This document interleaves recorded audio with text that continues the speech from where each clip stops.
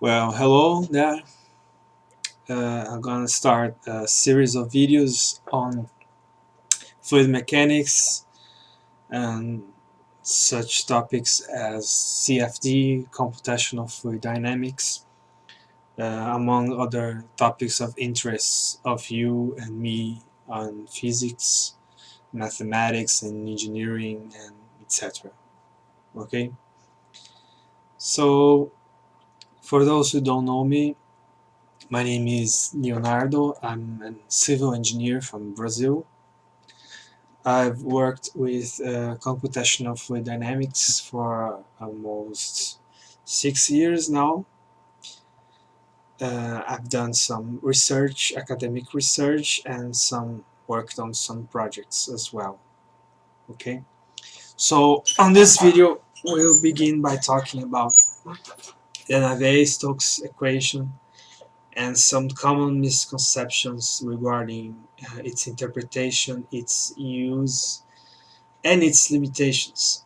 The motivation for this video was a YouTube video that I saw today in which the YouTuber said that the Navier-Stokes equation were applicable to every fluid we know, which is not true. Yeah. And we was talking about the Navier-Stokes equation in this form, which is for a Newtonian fluid. It's not every fluid, definitely not. Okay.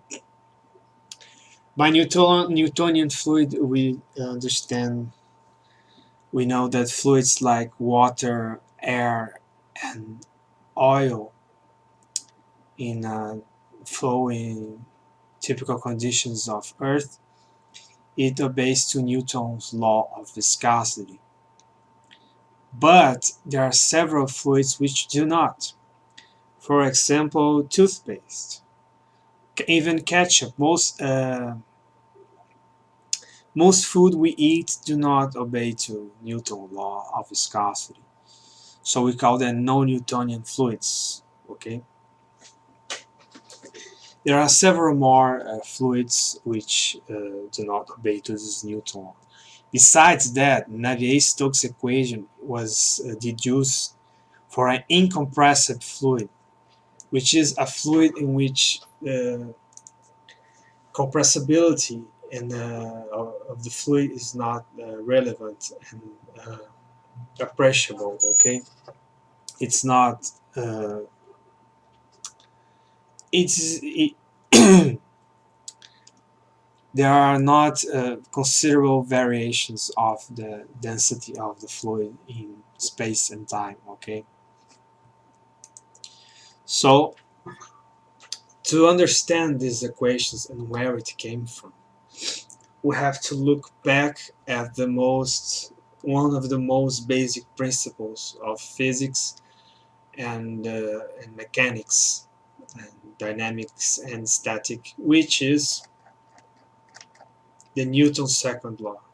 Everything, most everything in fluid mechanics comes from Newton's second law. It's the most basic principle of physics. Of course, it is adapted to added some features and some mathematic treatment, but it's essentially the Newton's second law. If you can understand that, then you have done halfway to understand Navier-Stokes equation, right? So Newton's second law tells us roughly that mass times acceleration is equal to the sum of forces acting on a particle. So Newton's second law tells us about forces acting on on a particle, but in Navier-Stokes equations, they tell us of the behavior of a volume of fluid. So what essentially we have to do is to transform an equation that acts on that tells us about the motion of a particle to a volume of fluid, not a particle of fluid. This is very important. So, putting this in a mathematical expression, we have mass, which is a scalar variable, acceleration, which is a vector variable, and forces, which is also a vector. The sum of forces acting on a particle, right? And if we recall from calculus and basic mechanics, the acceleration is actually the rate of change in time of velocity. So it's dv dt, okay? Here is another scalar variable. So m times dv dt, which is the rate of change, the derivative of velocity in time, is equal to the sum of forces acting on this particular particle.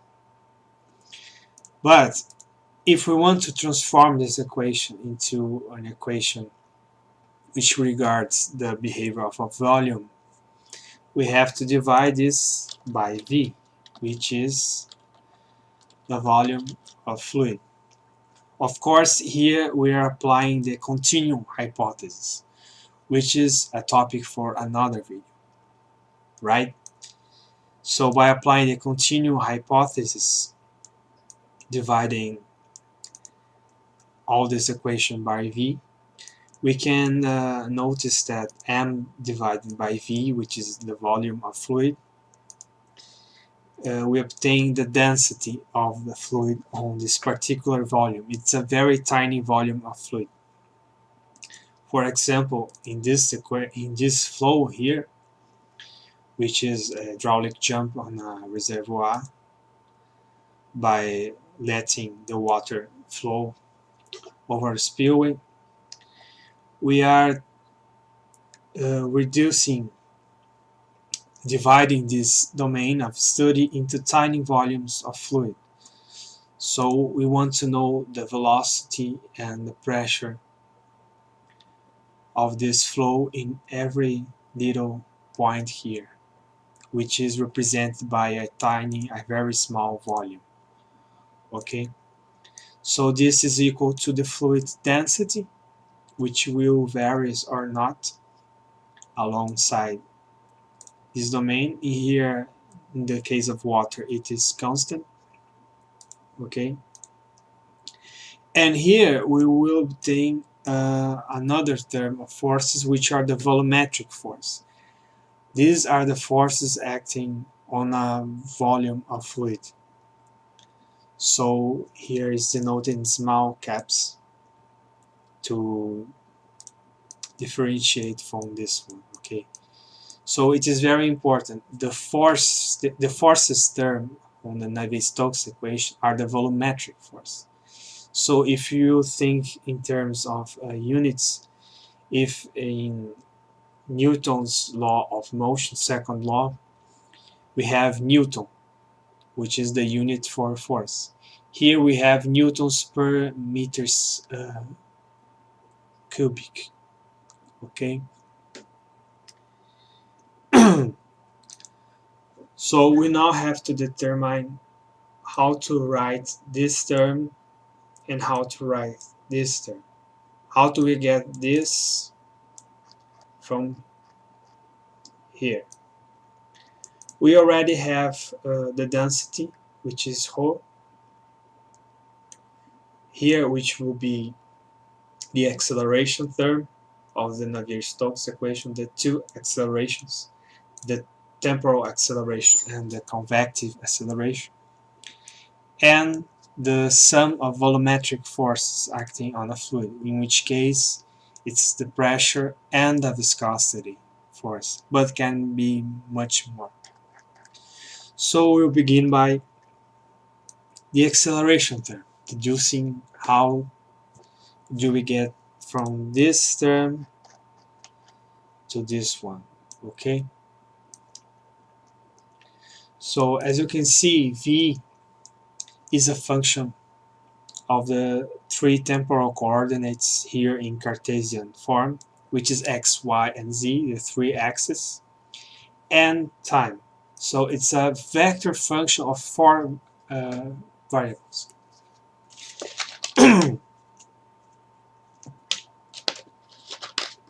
As you know from vector calculus, v we can express as u, v, and w using the unit vectors I, j, and k, right?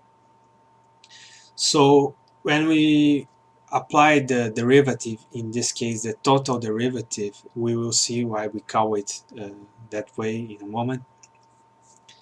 So we have to apply the time derivative of a function of x, y, and z, in which case x, y, and z are coordinates which varies in time. They are also functions of time.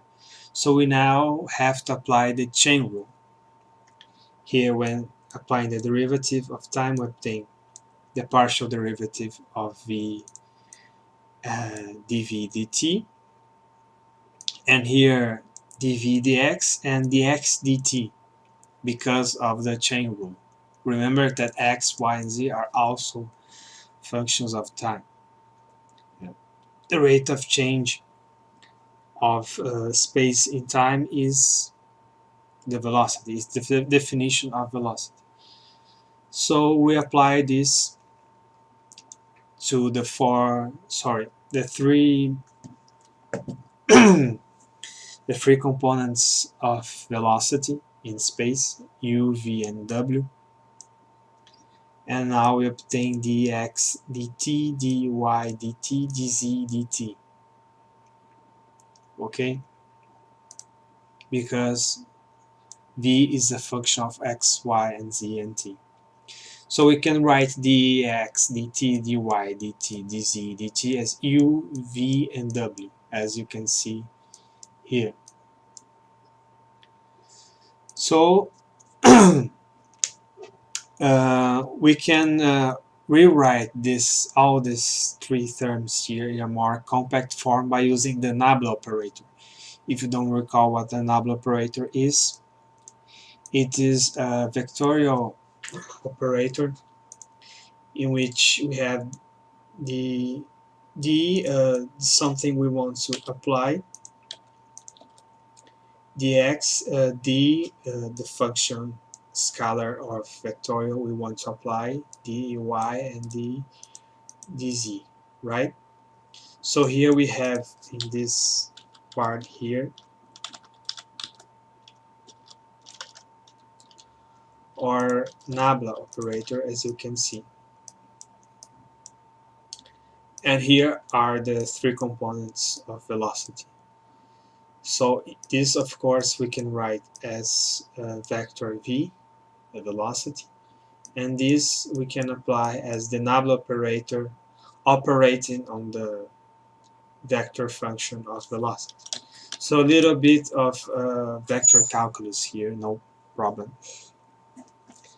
So we can rewrite this as this, which is much more elegant and compact. It's easy to work with. And now we obtain our first, the left side of the equation of the Navier-Stokes equation, which is these two terms here. Well, what do exactly they mean? What do they represent? Well, as you can see in a fluid, we have two accelerations, two types of acceleration. We have the temporal acceleration and the convective acceleration. Well, the temporal acceleration is very straightforward to understand. It's purely the acceleration of a fluid. It's the rate of change. The rate of change of velocity in time is the acceleration per se. But this term here is called convective acceleration, and it's the term that gives so many of us headaches. Why? As you can see here, this term involves derivatives, and this of a function, of a certain function, in this case v. and this term is the function v. So we have a function multiplying the derivatives of this function. It's the nonlinear term, which on this which makes the Navier-Stokes equation much more complex from the mathematical point of view, and difficult to solve analytically and also numerically in approximation by approximations. If you recall from physics, convection happens typically in fluids when something is being transported alongside a fluid flow. Fluids have this interesting property that when you think of a concentration of some temperature of or pollution, it when you have convection of temperature, the velocity of the fluid, it's what transports it alongside a domain. But besides that, velocity transports itself. As you can see here, the term being transported here is the velocity itself. So velocity transports velocity, is the convection of velocity. Okay?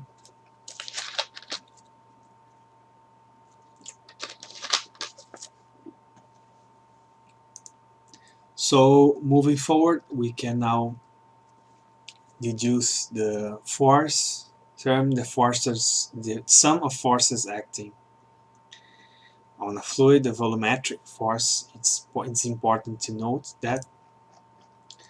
So we have this term here, we will now arrive at this term. Okay?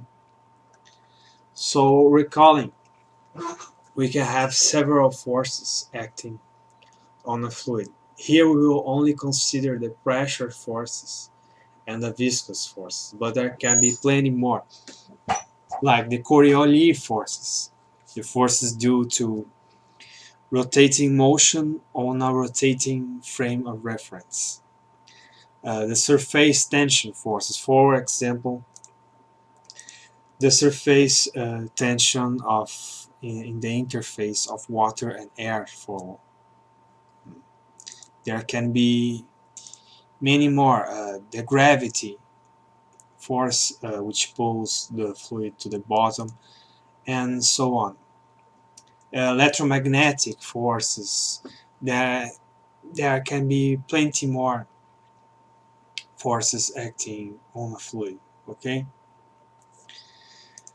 so we have to express these forces as forces in a volume. So we use once again the nabla operator.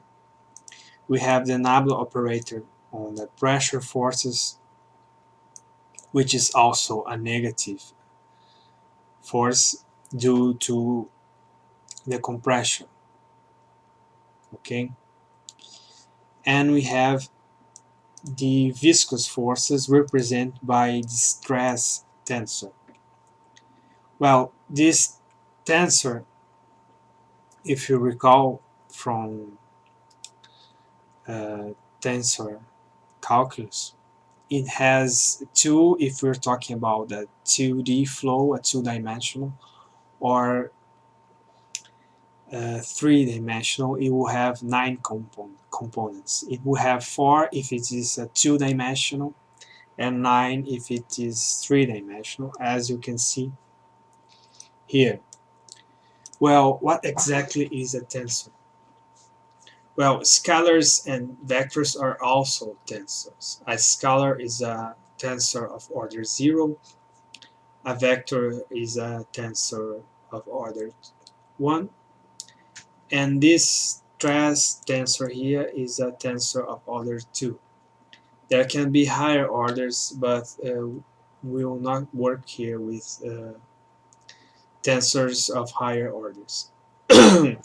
So here we write tensor in a matrix form. So if it was a scalar variable, we will have only this component here. If it was a vector variable, we will have only this row here or this column or any one of this column. So as we have a tensor, we will have at least 2 rows and 2 columns, right? So as you can see, these are Hello 9 everyone, variables. this is your Jeff Not here. We And can in proceed. this video, We can proceed when solving Navier-Stokes equation with these 9 additional variables. So we have to use some constitutive relation. On this case, the Newton's law of viscosity, which is given by this expression. You can see here that I only wrote this expression for the xy component of the tensor, which is, by the way, symmetric.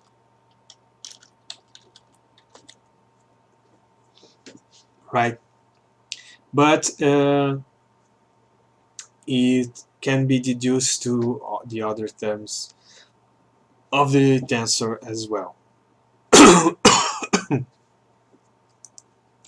Right? So Newton's derived a law by experimenting with fluids, and he observed that the shear stress on a fluid, it is directly proportional to the rate of change of velocity in space, and given also by this constant which is called the dynamic viscosity. There is the dynamic viscosity and the kinematic viscosity. We'll talk about the difference between the two in another video. So by using this constitutive relation, we can show that this tensor can be expressed like this. I'll show here how the other terms of the tensor look like for you to have a good idea of how does it look like.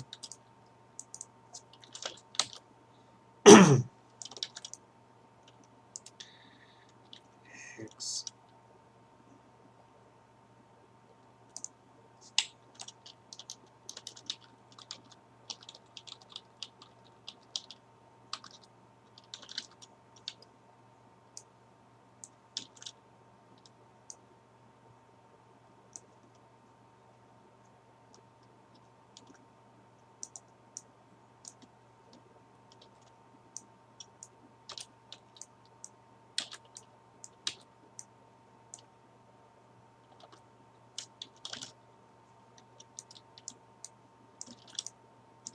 And there you go. Here is what the stress tensor looks like when applying the Newton law of the constitutive law of viscosity. Using the Einstein's notation, we can write this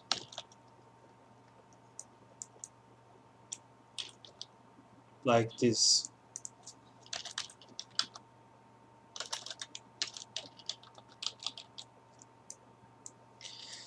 This notation is very useful. This will be a topic for another video. And there is also another way to express the Navier-Stokes equation using this notation. Okay, so this is equal to this. It is very useful and compact form to express a tensor. So moving forward, we have obtained now this equation by applying the constitutive relation or Newton's law of viscosity. So by combining these two operators, we obtain nabla square, which is known as the Laplacian operator.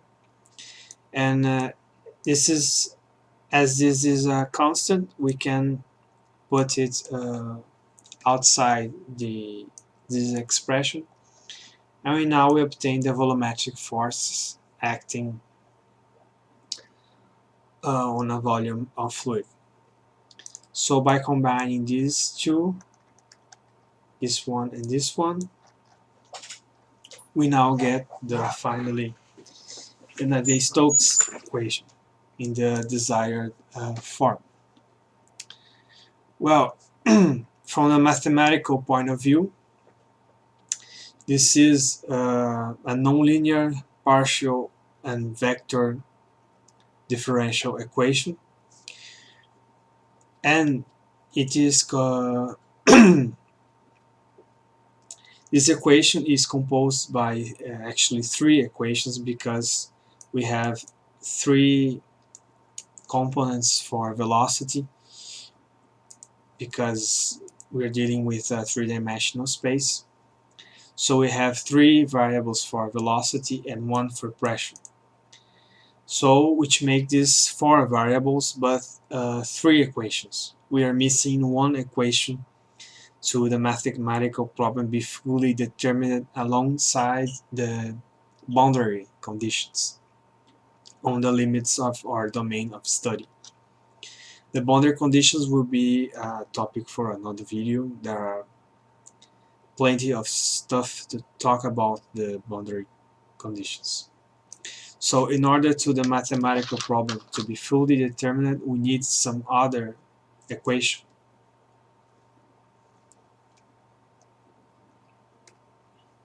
which in our case will be the continuity equation for an incompressible fluid, right? So it is written on this form. So the Navier-Stokes equation and the continuity equation, these four equations uh, combined, we obtain a fully determined mathematical problem. However, there are some issues regarding this equation. Uh, in differential equations, there is a very important mathematical property that says if certain equations has a solution, and if it has a solution, it is a unique solution. So mathematicians have not proven yet that these these four sets of equations have a solution, and if they have a solution, it is a unique solution in three-dimensional space. But for two-dimensional space, it actually has been proven that Navier-Stokes equation has a solution, and it is a unique solution. Also, if you can see here, uh, what we'll do is isolate this term and calculate the velocity in the next time by integrating. I'm gonna rearrange this equation here. So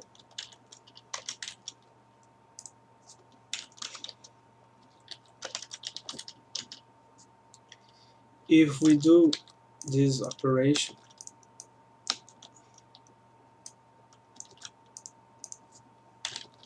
by isolating this term and integrating this equation in time, we will obtain the fluid flow in the next time.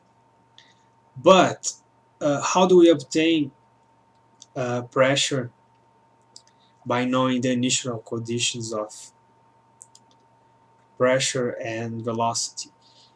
How do we obtain the pressure in the next time step? We don't have an equation for pressure. Even if we use the continuity equation, it says nothing about the pressure of the fluid. So in order to do that, by solving numerically this equation, we will have to do some uh, tricks in the Navier-Stokes equation by transforming it into a Poisson equation. That also will be a topic for another video, right? Some other mathematical aspects of this equation is that it rarely has analytical solution. So only for very simple flows it has analytical solution, and of course they're all for laminar flow. Laminar flow. For turbulent flow, there are no known at this point, at this moment, to this date, analytical solutions. So we have to solve them numerically. This I will talk about and make a series of videos on this topic about how do we solve the Navier-Stokes equation numerically. It's a very complex topic. It has a lot of numerical methods and some rough mathematics behind it. Okay. Well, I would like to know in the comments what did you think about this video, suggestions, some criticism, and any doubts and questions you have, you can send them to me in the comments. Don't forget to subscribe, and I'll see you in the next time. Thank you.